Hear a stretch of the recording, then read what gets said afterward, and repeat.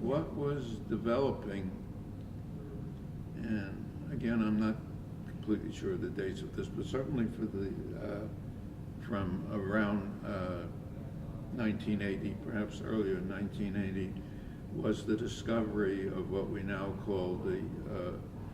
RTCA, the reductive tricarboxylic acid cycle. Because in these anaerobic situations with no photosynthesis, the chemistry is run by incorporating carbon dioxide and hydrogen or some other chemical reductant, and driving the citric acid cycle so that it incorporates CO2 and fixes carbon so you can build a biosphere. Up until then, our knowledge of the citric acid cycle was that it's what oxidized acetate to give you the energy to run life. And suddenly,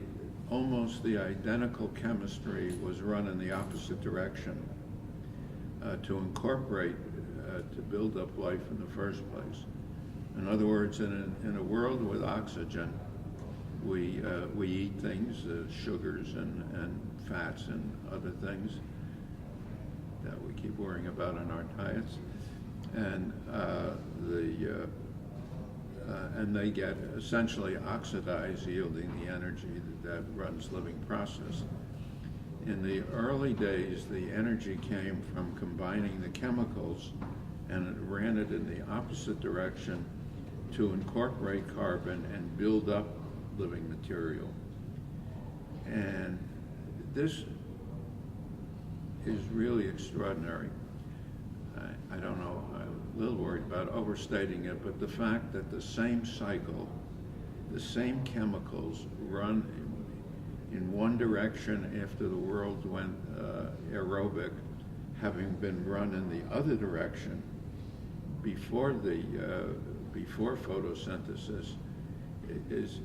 it's just extraordinary that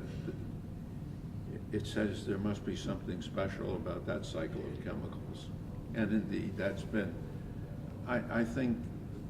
from my personal point of view, that's been a kind of driving force in thinking about this, that there must be real theoretical, firm, in the laws of physics and chemistry, there must be real reasons for what